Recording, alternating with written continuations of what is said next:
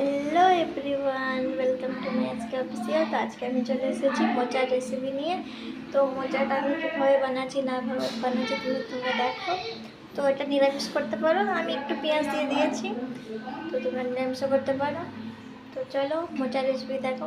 যদি ভালো লেগে থাকে লাইক কমেন্ট সাবস্ক্রাইব করে দিও। তো দেখতে থাকো মোচার রেসিপি। মোচা কেটে বেছে ধুয়ে সব কিছু করে ছোলা আর মোচা যাই হোক ভাপিয়ে নিয়েছি নুন হলুদ দিয়ে। এটা দেখা হয়নি প্রথমে, যাই হোক তো আমি ভাপিয়ে নিয়েছি। তো এবার বানাবো। আর এখানে আলু কেটে নিয়েছি, আলুটা ভাজবো প্রথমে, তারপরে তখন ওগুলো দিয়ে দেবো। তো কড়াইয়ে তেল দিয়ে দিয়েছি, তেল গরম হয়ে এসেছে, এখন আমি আলুটা দিয়ে দেবো এতে। তো চলো আলু দিয়ে এখানে কড়াই আলু দিয়ে দিয়েছি, আলুটা ভাজা হলে লাল লাল করে ভেজে নামিয়ে দেবো। তো চলো আলু ভাজাও, প্রথমে মশলা জোগাড় করে দিই আমি। তারপরে করে দিয়েছি আদা টমেটো রসুন পেঁয়াজ কিছু বেটে পেস্ট করে দিয়েছি, ওটা দেবো।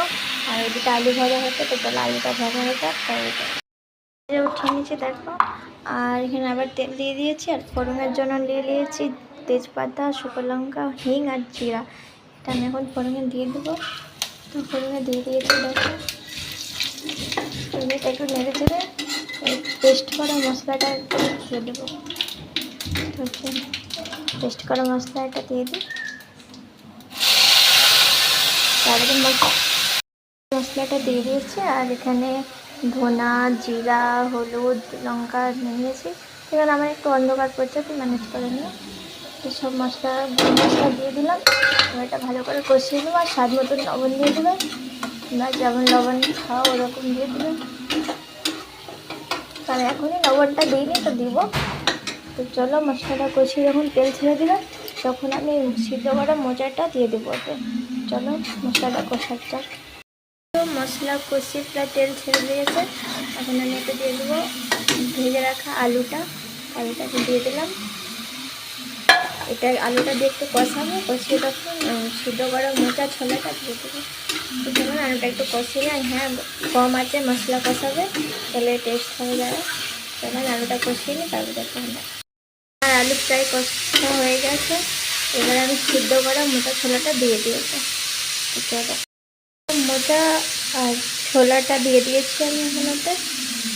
তো এটাকে একটু কষিয়ে পরিমাণ মতন জল দিয়ে ঢেকে রেখে দেবো আলুটা সিদ্ধ হওয়ার জন্য। তো চলো এটাকে কষিয়ে নিয়ে আমি তারপরে আমি কষে নিয়েছি, কষা হয়ে গেছে। তো এবার জল দিয়ে কিছুক্ষণ ঢেকে রেখে দেবো। নামাবার সময় গরম মশলা ঘি দিয়ে নামিয়ে দেবো। জল দিয়ে দিয়েছি আমি পরিমাণ মতো, এটা বেশি ঝোলও হবে না শুকনাও হবে না, তাই যেমন বাঁধাকপি হয় এরকম টাইপেরই হবে। তো এটাকে চলো কম আছে, আমি এখন থেকে আলুটা সিদ্ধ হওয়াটাকেও পাকাবো, কারণ ওটা তো সিদ্ধ হয়ে গেছে। তো এটা সিদ্ধ হয়ে তারপর এখন আবার দেখা হচ্ছে। এখন আমি একটা ঘি দিয়ে নামিয়ে দিব। তো দেখো ঘি দিয়ে নিয়ে আমি গরম মশলা ছড়িয়ে নামিয়ে দিব।